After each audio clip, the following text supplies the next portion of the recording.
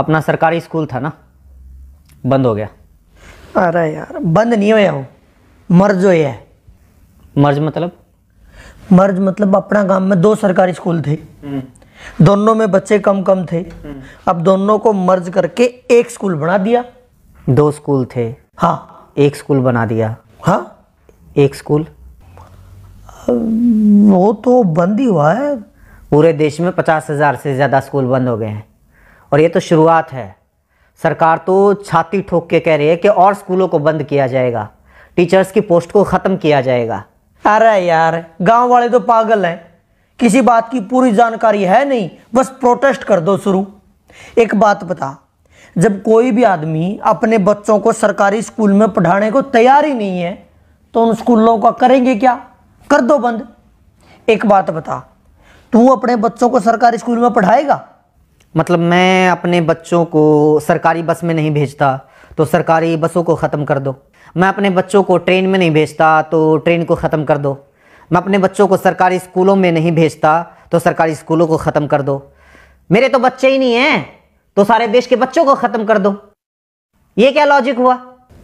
अरे तू अपनी छोड़, एक बात बता, सरकारी स्कूलों में जितने टीचर्स हैं क्या वो अपने बच्चों को सरकारी स्कूलों में पढ़ाते हैं?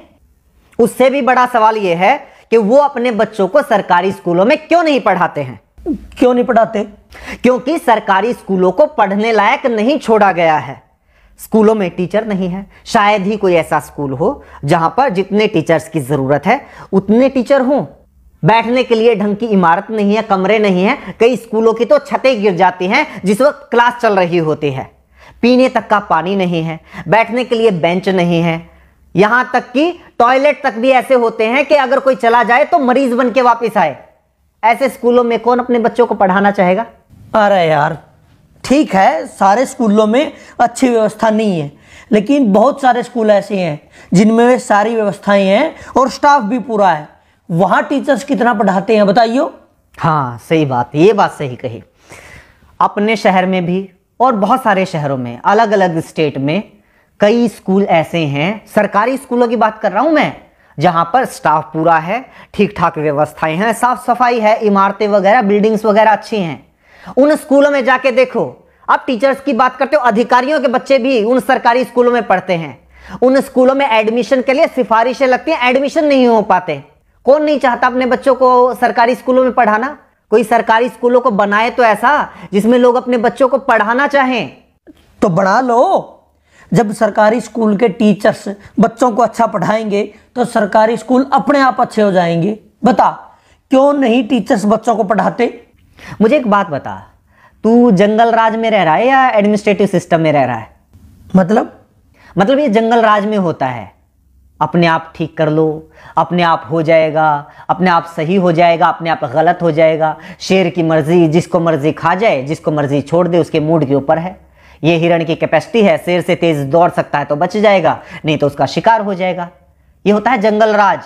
एडमिनिस्ट्रेटिव सिस्टम, प्रशासकीय व्यवस्था पता है क्या होती है? जहां पर कोई जवाबदेही होती है, कोई हायरार्की होती है, कहीं चेक एंड बैलेंसेस होते हैं। प्रशासकीय व्यवस्था पता है क्या कहती है? अगर आप टीचर नियुक्त करते हैं या किसी भी महकमे में कोई भी कर्मचारी नियुक्त करते हैं तो वो अपने आप काम नहीं करेगा, उससे काम करवाना पड़ेगा। इसलिए चेक एंड बैलेंसेस होते हैं, जवाबदेही तय की जाती है। टीचर्स को अगर नियुक्त किया गया है तो वो काम नहीं करेंगे या काम करेंगे, ये देखने के लिए हेडमास्टर या प्रिंसिपल को नियुक्त किया जाता है। और सिस्टम ये मानकर चलता है कि वो प्रिंसिपल भी अपनी मर्जी से काम नहीं करेगा, उसके ऊपर भी बीओ की नियुक्ति होगी और वो भी अपनी मर्जी से काम नहीं करेगा। उसकी जवाबदेही तय करने के लिए डीओ की नियुक्ति होगी। डीओ के ऊपर और अधिकारी होगा, उसके ऊपर और अधिकारी होगा, उसके ऊपर शिक्षा मंत्री होगा और उसके ऊपर मुख्यमंत्री होगा। यानी अगर कोई एक टीचर किसी स्कूल में सही से नहीं पढ़ा रहा है तो ये सिर्फ उस टीचर का फेलियर नहीं है, सिर्फ उसकी गलती, उसकी कमी नहीं है, ये पूरे के पूरे सिस्टम की, शिक्षा मंत्री की, मुख्यमंत्री तक की जिम्मेदारी है। ये पूरा का पूरा सिस्टम जब कोलैप्स होता है तब जाकर कोई कर्मचारी अपना काम सही से नहीं करता है। हद है यार, तुम तो ये कह रहे हो कि मतलब हिंदुस्तान के हरियाणा राज्य के जींद जिले के किसी तहसील के किसी गांव के किसी कोने में बने हुए सरकारी स्कूल में एक अध्यापक पढ़ा नहीं रहा तो उसके लिए जिम्मेदार शिक्षा मंत्री, उसके लिए जिम्मेदार मुख्यमंत्री है। उसका काम ही ये है। अगर शिक्षा मंत्री को यह नहीं पता है कि उसके टीचर्स ढंग से काम कर रहे हैं या नहीं कर रहे हैं, उनकी क्या जरूरतें हैं, क्यों अपना काम सही से नहीं कर पा रहे हैं, क्यों उसके स्कूलों से बच्चे कम हो रहे हैं, तो किसकी जिम्मेदारी होनी चाहिए? किस बात का शिक्षा मंत्री है वो? अगर वो अपने स्कूलों को सही से नहीं चला पा रहा है तो उसको हटाओ नौकरी से, किसी और को लगाओ। और क्या बात करते हो, सरकारी स्कूलों के टीचर्स अपना काम नहीं करते? यही सरकार होती है ना, यही सरकारी कर्मचारी होते हैं। जब इन लोगों की ड्यूटी लगा दी जाती है कि जाके पता करो गांव में कितने लोग खुले में शौच करने के लिए जाते हैं, सुबह 4 बजे 5 बजे उठ के बाहर कौन पोटी करने के लिए जा रहा है, उनकी गिनती यही टीचर्स करते हैं। कभी परिवार पहचान पत्र बनाने में ड्यूटी लगा दी जाती है, कभी कावड़ियों की सेवा में लगा दी जाती है, कभी मेले और मंडियों में ड्यूटी लगा दी जाती है, और उन टीचर से यही सरकार काम लेती है। वो काम तो बड़े अच्छे से कर देते हैं टीचर्स। पता है क्यों? क्योंकि सरकार टीचर से वो काम करवाना चाहती है, शिद्दत से करवाना चाहती है, इसलिए वो काम करवा लेती है। लेकिन यही सरकार नहीं चाहती कि ये टीचर्स स्कूलों में पढ़ाएं। इसलिए मैं भी मानता हूं बहुत सारे टीचर्स अपना काम ईमानदारी से नहीं करते होंगे, क्योंकि उनको पता है कोई चेक एंड बैलेंस नहीं है, कोई जवाबदेही नहीं है, और सरकार खुद नहीं चाहती कि सरकारी स्कूलों में पढ़ाई हो, ताकि बच्चे धीरे धीरे स्कूलों से अपना नाम कटवा कर प्राइवेट स्कूलों में चले जाएं, फिर स्टूडेंट्स की संख्या कम हो जाए और सरकार को बहाना मिल जाए, बच्चे तो आ ही नहीं रहे, स्कूल बंद कर दो। ये ज्ञान देने वाले बहुत मिलेंगे। टीचर्स पढ़ाना शुरू कर दो तो स्कूल अपने आप अच्छे हो जाएंगे। लोग रिश्वत लेना बंद कर दो तो अपने आप करप्शन खत्म हो जाएगा। लोग साफ सफाई रखने लग जाएं तो अपने आप स्वच्छता हो जाएगी। लोग प्रदूषण फैलाना बंद कर दें तो अपने आप पर्यावरण अच्छा हो जाएगा। एडमिनिस्ट्रेटिव सिस्टम में लोग अपने आप नहीं करते, सिस्टम तय करता है कि आपको क्या करना है। देश चला रहे हो, ये सत्संग भवन नहीं चल रहा है यहां पे। चल ठीक है, ये जो पढ़ा रहे हैं या नहीं पढ़ा रहे, सैलरी पता है उनकी कितनी है? 70,000, 80,000। प्राइवेट स्कूलों में भी टीचर हैं 20-20, 25-25 हजार में, इनसे काफी अच्छा पढ़ाते हैं। इनकी सैलरी इतनी क्यों है? अब इस बात को तो क्या जवाब दूं? रुक एक बार, एक लिस्ट में इसी की निकाली थी मैंने। अपने देश में बहुत सारे लोगों को ये लगता है कि टीचर्स की सैलरी बहुत है, लेकिन जो दुनिया के अच्छे अच्छे देश है ना, जहां पर अच्छा एजुकेशन सिस्टम है, लाइफ लिविंग स्टैंडर्ड है, जहां का वीजा लगवाने के लिए दुनिया भर के लोग मरते हैं, उन देशों की बात कर। कनाडा में $1,00,000 सालाना, $1,00,000 सालाना टीचर्स की औसत इनकम है। पता है कितना हुआ? 1,00,000 को 80 से गुणा कर 80 लाख रुपए सालाना। बता महीने की कितनी सैलरी हुई? जर्मनी में 63,000 यूरो, वो भी लगभग 80 रुपए के बराबर है, उसको भी 80 से गुना कर।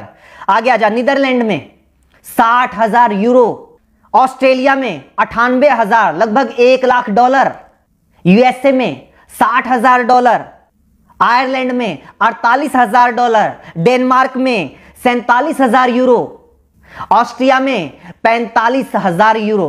और तुम लोगों को यह लगता है कि हमारे देश में टीचर्स की सैलरी तो पता नहीं बहुत ज्यादा है। प्राइवेट स्कूलों में तो 20,000 में पढ़ा रहे हैं।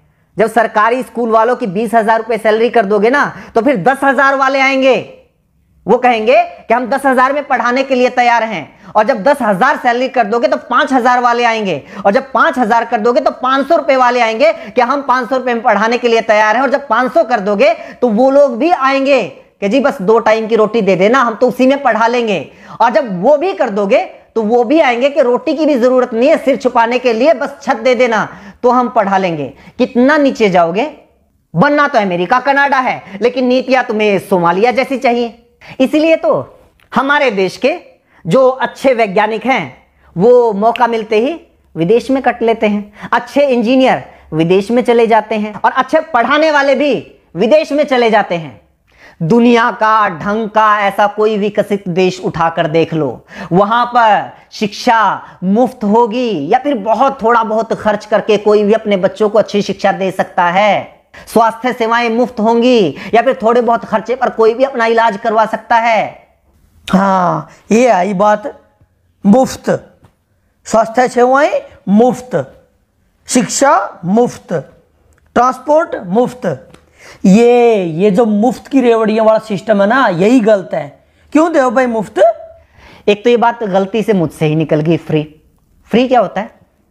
तो सरकार को टैक्स देता है, हाँ 28% तक जीएसटी देता है, दूध दही तक के ऊपर भी टैक्स है, पानी तक के ऊपर टैक्स है, कहीं इनकम टैक्स, कहीं प्रॉपर्टी टैक्स, कहीं जुर्माना है, कहीं टोल टैक्स, गाड़ी लो तो टैक्स, सुई लो तो टैक्स, हवाई जहाज लो तो टैक्स, 50 तरह के टैक्स देता है।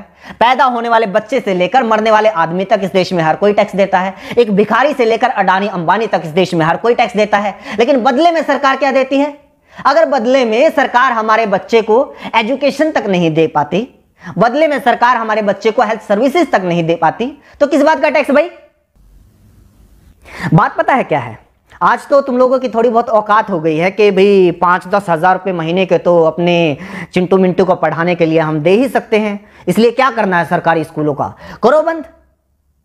अपने चिंटू मिंटू की चिंता है, लेकिन वो जो मनरेगा के मजदूर हैं वो कहां से लेके आएंगे भाई 5-5-10 हजार रुपए महीने की फीस? उनके बच्चे कहां पढ़ेंगे? मजदूरों के बच्चे, गरीब किसानों के बच्चे, उन लोगों के बच्चे कहां पढ़ेंगे जो लोग दिन में 100 रुपए कमा के लेके आते हैं और 80 रुपए का पौवा पी के सो जाते हैं बीवी को पीट के? वो बच्चे कहां जाएंगे? अगर ऐसी ही सोच कुछ साल पहले और लोगों की होती तो ना तो किसी मल्लाह के बेटे को अब्दुल कलाम देश के राष्ट्रपति बनना था और ना ही किसी चाय बेचने वाले के बेटे को प्रधानमंत्री बनना था।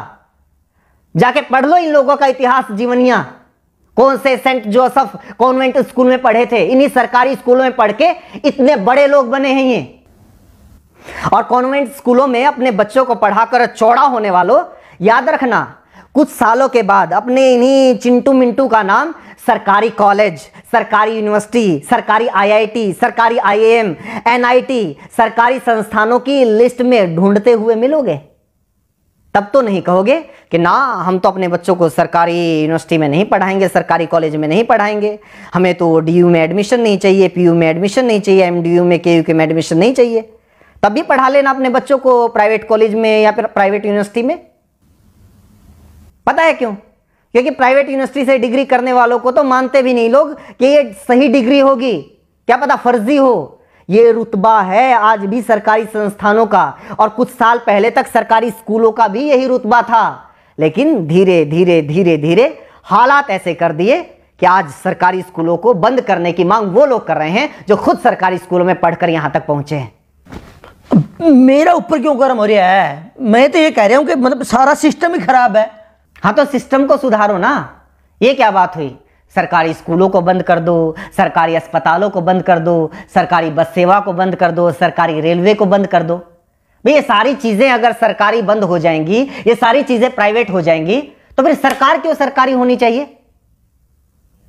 20,000 रुपए में शिक्षा मंत्री भी मिल जाएगा, 25,000 रुपए मुख्यमंत्री भी मिल जाएगा। असल में तो फ्री में मिल जाएगा, असल में तो उल्टा मुख्यमंत्री शिक्षा मंत्री बनने के लिए पैसे देने वाले लोग मिल जाएंगे। इनको भी ले आओ प्राइवेट। सिस्टम को सुधारने की बात करो ना। पूरे मोहल्ले में एक बच्चे को नौकरी मिल जाए तो सारे मोहल्ले में आग लग जाती है। इस जलन का क्या करेंगे भाई साहब? बस लोगों को यह चाहिए कि भाई हमारी एक आंख फूटी हुई है तो सामने वाले की दोनों फोड़ दो। और सरकार भी इस बात को बहुत अच्छे से समझ रही है, इसलिए तुम लोगों को बताती रहती है टाइम टाइम पे कि आज हमने किसानों की दोनों आंखें फोड़ दी, आज हमने मुसलमानों की दोनों आंखें फोड़ दी, आज जाटों की फोड़ दी, आज पटेलों की फोड़ दी, आज बैंक वालों की फोड़ दी, और अब ये सरकारी टीचर्स की फोड़ रहे हैं। तुम लोग खुश?